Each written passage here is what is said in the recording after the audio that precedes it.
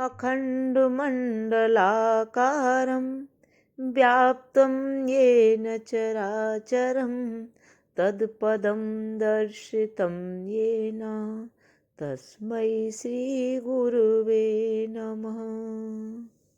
प्रणाम भगवान।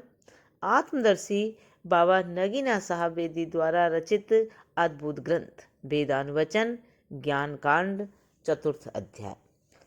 भगवान आज 24 चैप्टर है। पीछे राजा ने और जिज्ञासा की है कि इस पवित्र आत्मा अभी मुझे स्पष्ट अनुभव नहीं हुआ है, तो आप और अधिक मुझे इसकी व्याख्या करें। तो याज्ञवल्क्य मुनि अब यहाँ कह रहे हैं, मुनि जी ने कहा, देखो यह आत्मा स्वप्न में भांति भांति की लीला करके और पाप पुण्य देखकर विश्राम अवस्था सुसुप्ति में जाता है। वहाँ ना तो कोई भय है न शोक, वरन अपना विश्राम विशेष यानी खास आराम पाता है। इसी कारण सुसुप्ति को संस्कृत में संप्रसाद बोलते हैं, क्योंकि यह उसके विश्राम का विशेष स्थान है।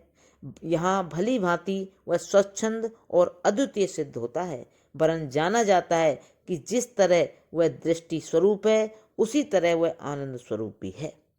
पहले स्थानों में जो दुख दर्द और शोक देखता है मन और ख्यालों के धर्म है। स्वप्नावस्था। यदि उसके अपने धर्म होते तो यहाँ किस तरह उससे उतर जाते। जब वे ख्याल और मन के उतरने के साथ ही उतर गए तो वे सब मन और ख्याल के धर्म हैं, उसके नहीं। जब जब वह उन स्थानों में मन को और ख्याल को वस्त्र की तरह पहनता है तो उसके दुख दर्द और शोक भी उसमें कल्पित होते हैं।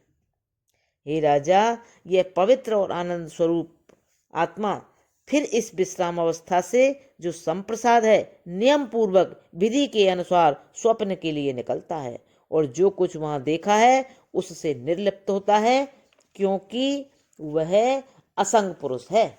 प्रकाश का अंधकार के साथ क्या संबंध, आनंद का दुख से क्या संबंध, स्वच्छंद या बेपरवाह को भय से क्या नाता, देखने वाले को दिखाई देने वाले से क्या बिगाड़, गवाह को मामले से क्या। राजा ने कहा, ठीक है, मैं 1000 गाय दक्षिणा में और देता हूँ, अभी अधिक कहिए जिससे मैं मुक्ति पाऊं। हे राजा, यह पवित्र और आनंद स्वरूप साक्षी आत्मा इस स्वप्न में भी लीला करता सा और विलास करता सा पुण्य पाप को देखता हुआ फिर उसी नियम और विधि से जागृत के लिए निकलता है। जो कुछ वहां देखा है उससे निर्लिप्त निकलता है, क्योंकि वह असंग और विमल पुरुष है। राजा ने कहा, ठीक है, 1000 गाय और दक्षिणा में देता हूँ, अभी और कहिए जिससे मैं मुक्ति पाऊं। प्रणाम भगवान। अब यहाँ से आगे कल लेंगे। ओम शांति शांति शांति।